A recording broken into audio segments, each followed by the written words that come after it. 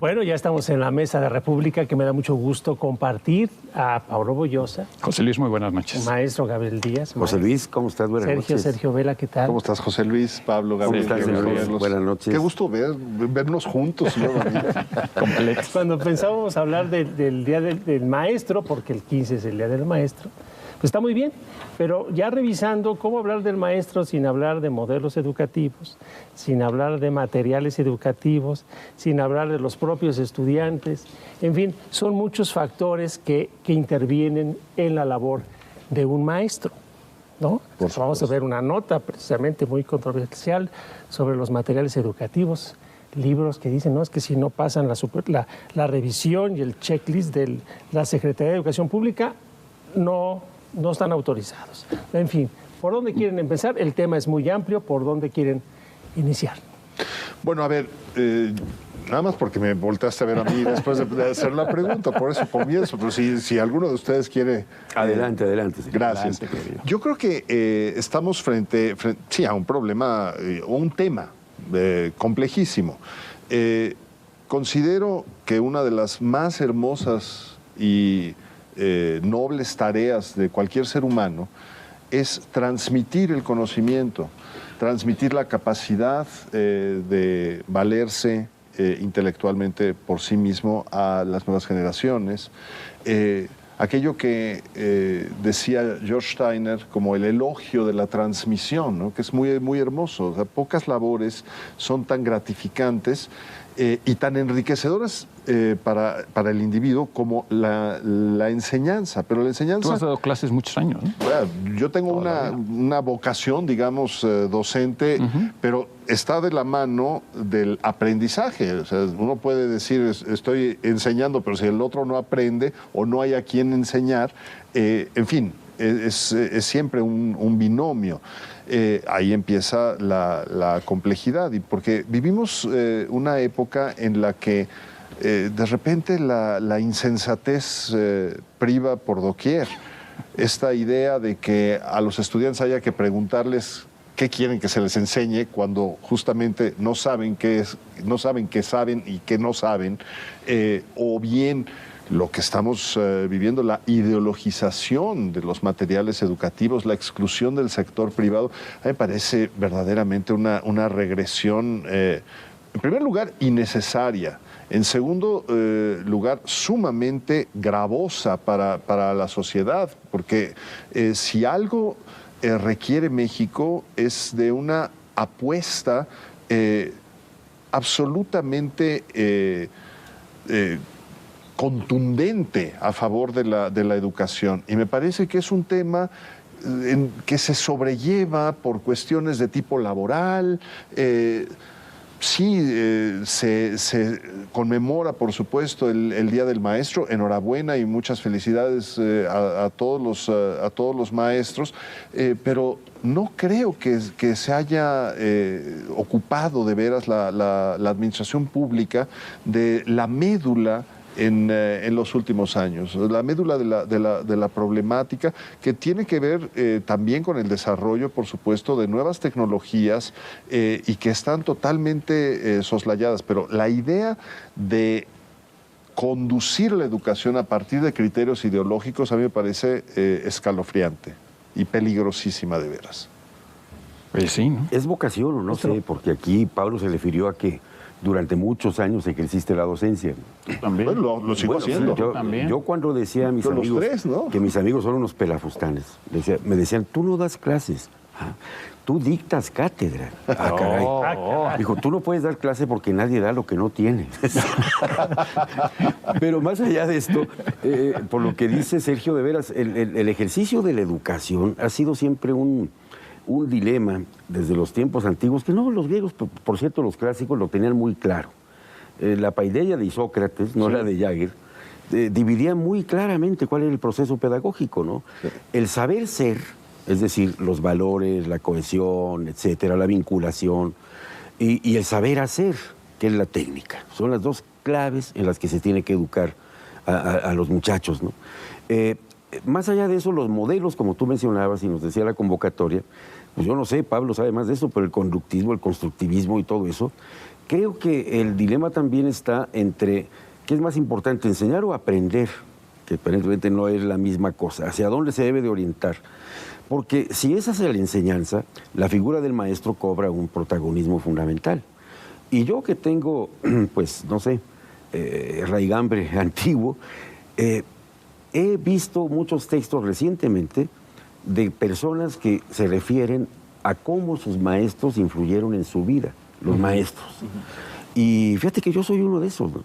Desde secundaria, mi maestro de matemáticas, el que me quitó el miedo a las matemáticas, en segundo de secundaria, yo le tengo respeto hasta la fecha.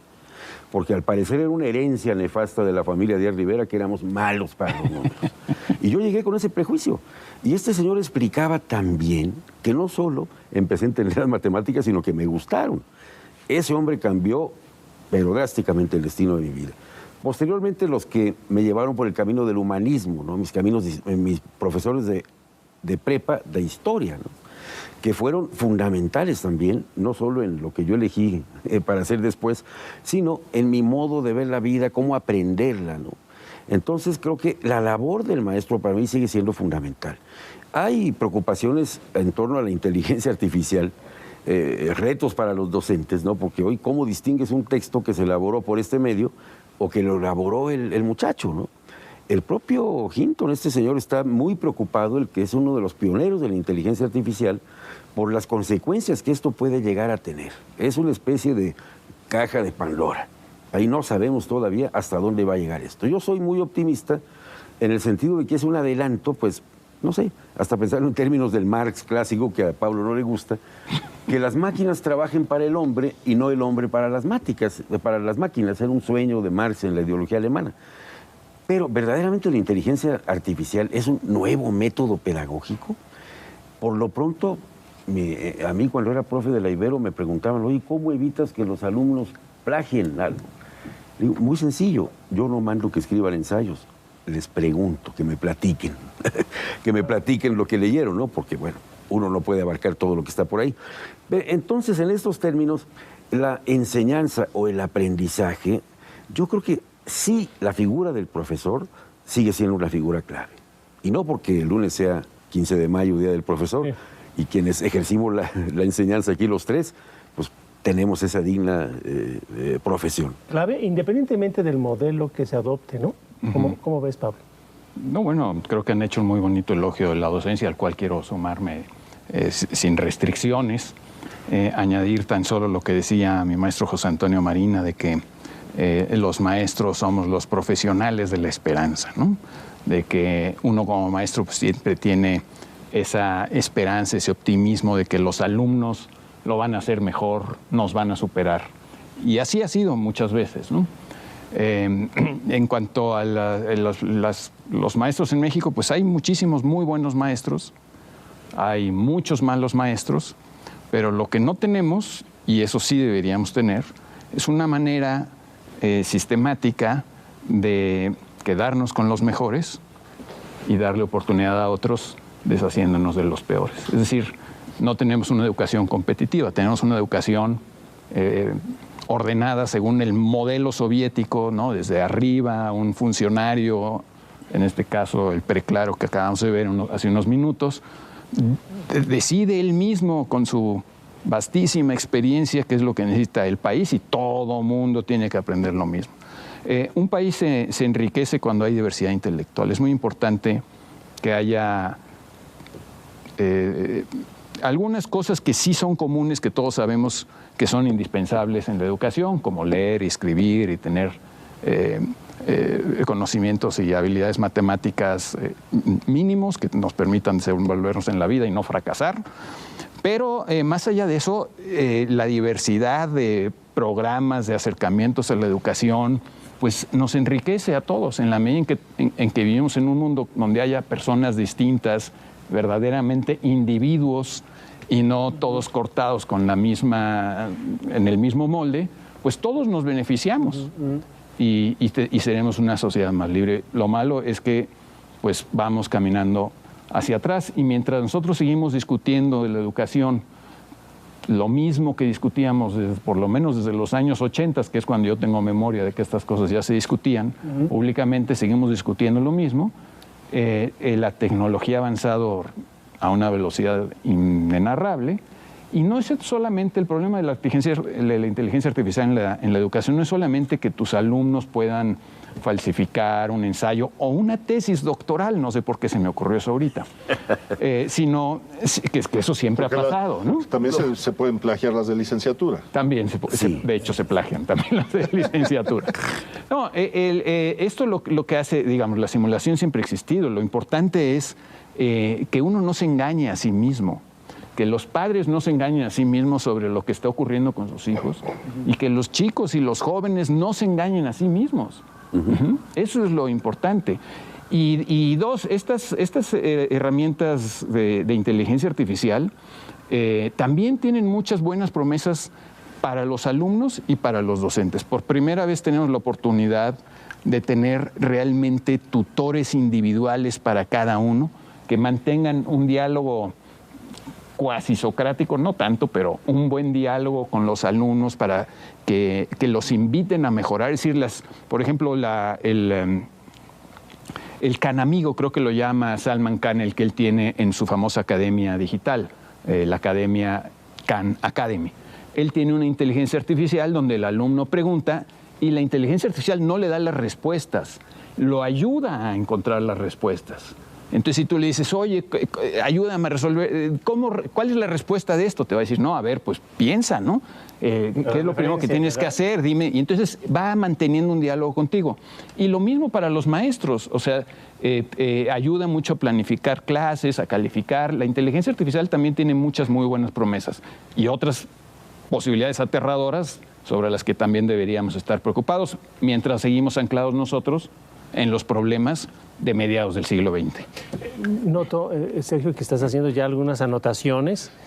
Bueno, manía de maestro escuchando una discusión. No, a ver, hay varias cosas que yo quisiera retomar a partir de lo que Gabriel y Pablo han dicho. Por supuesto, el tema de la inteligencia artificial, que lo hemos abordado, pero creo que tendremos que seguir hablando de ello. Está espantando a los propios creadores de ella, incluido al creador del Internet. Sin embargo, a mí me parece que la herramienta es absolutamente valiosa. Y voy a poner un ejemplo, que es el de Wikipedia. El esfuerzo de ir construyendo de manera paulatina una red de información, de datos, de comentarios críticos, cada vez con mejor sistema de citas, referencias, etcétera. Es decir, lo que era Wikipedia hace 20 años, a lo que era hace 10, a lo que es ahora, ha evolucionado. Yo aquí destaco lo que don Gabriel Said hacía como un enorme elogio para este esfuerzo sin precedentes en la historia de la humanidad. Es decir, el conocimiento está al alcance de y prácticamente de manera gratuita. No quiere decir que no haya que precaverse de que vivimos una época caracterizada por la tendencia a la epitomización, es decir, a los resúmenes. La gente cada vez lee menos las fuentes directas y ya ni siquiera se lee al que hizo el comentario sobre la fuente, sino el resumen del comentario o incluso el resumen del libro que comenta el comentario de la fuente. Entonces, cada vez resulta que la sustancia de lo que se enseña es más tenue, es más frágil, es más delgada, menos honda, lo cual a mí me parece verdaderamente grave.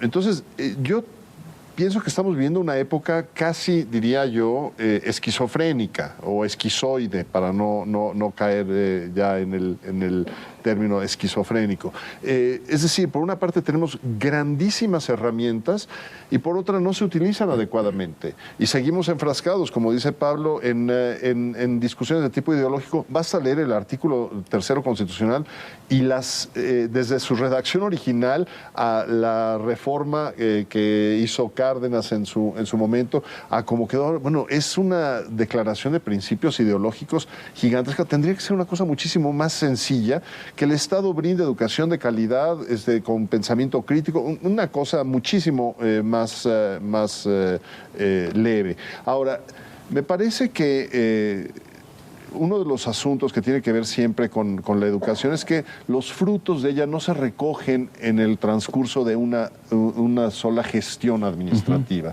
Son un asunto que implica un larguísimo cultivo y entonces nunca es políticamente redituable para quien puede tomar las decisiones en su momento, porque son apuestas para que otro coseche, y esto es algo que pareciera... Yo no estoy muy de acuerdo con eso. A ver, ¿por qué no? Porque yo creo que los frutos de la educación se recogen muy rápidamente. Yo creo que la educación es algo que le hace bien a nuestra mente y que le hace muy rápidamente bien a nuestra mente.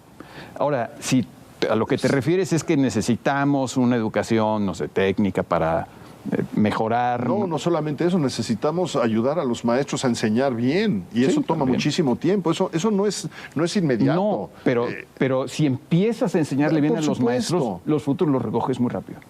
No quiere decir que de inmediato aprendan a enseñar bien. Quiere decir que la experiencia de aprender es buena en sí misma y de manera inmediata. No los frutos, sino las consecuencias de la enseñanza se aprecian de inmediato. Sí, es decir, si hay una transformación que podemos decir es casi inmediata en la mentalidad, en el entusiasmo. O sea, cuando uno ve a un alumno sorprendido por eso funcionó. No, por supuesto. Cuando un alumno piensa intensa, o una persona, un maestro, quien sea, piensa intensamente, cuando haces algo que le hace bien a tu mente, ya lo hiciste. Estamos totalmente de acuerdo. Ahora, a mí lo que me preocupa es que estamos desechando ciertos criterios y prácticamente despreciándolos. Por ejemplo, la memoria. Hoy en día se dice que no es necesario ejercitar la memoria. ¿Por qué? Porque tenemos dispositivos, de herramientas, dispositivos, computadoras de bolsillo. Es una enorme tontería. La memoria es una gimnasia. Bueno, vamos a dejar de aprender de memoria las tablas de multiplicar o el abecedario.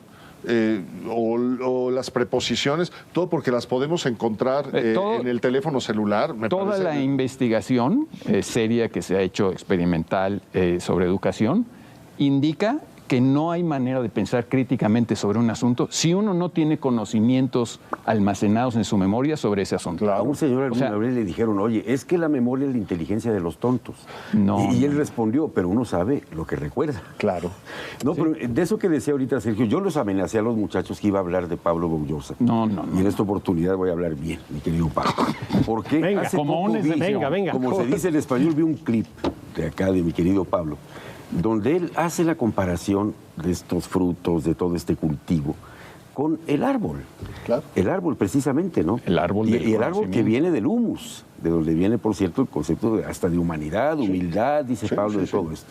Las raíces ahí están en el conocimiento que da un árbol, y el árbol se ramifica, etcétera, etcétera, se reproduce, y eso es como en una red que va dando sus frutos, por cierto, ¿no? Esta idea me pareció sensacional, lo que hace Pablo en ese clip. Muchas gracias, Gabriel. Alguna vez lo tienen que ver, muchachos, porque esa comparación de veras con el árbol que viene del humus, donde viene humanidad, me recordó mucho a dónde llegó la paideia de Sócrates hasta la Humanitas de Cicerón, ¿no? Claro. La Humanitas de Cicerón, que después ya es la arete, la virtud, ¿no? Es una medida de valor, de distinción entre los distintos individuos. Así es. Y bueno, dale. Perdón, yo quisiera, aunque nos queda muy poco tiempo, aprovechando que va a ser Día del Maestro, decir que la próxima semana el Colegio Nacional cumple 80 años y es una de las más elevadas cátedras del país. los miembros son tratados como maestros eméritos de la nación. Entonces yo quiero desde aquí celebrar la existencia, la persistencia y felicitar, por supuesto, a los integrantes del Colegio Nacional. Me parece que es una institución muy buena donde cualquier persona, aunque no tenga credenciales académicas, puede aprender cosas muy buenas de los mejores maestros de México. Y es totalmente gratuito. Bueno, muchas gracias, se nos agota el tiempo. Gracias, maestro Díaz. Gracias, Pablo, José Luis. Gracias, Sergio. José Luis. Gracias a usted. Ya el lunes ya estará aquí con ustedes el titular de este espacio, República MX, Manuel López Arnarty. Por su atención estos días, en verdad, muchas gracias. Gracias. Muy buena noche, excelente fin de semana. José Luis.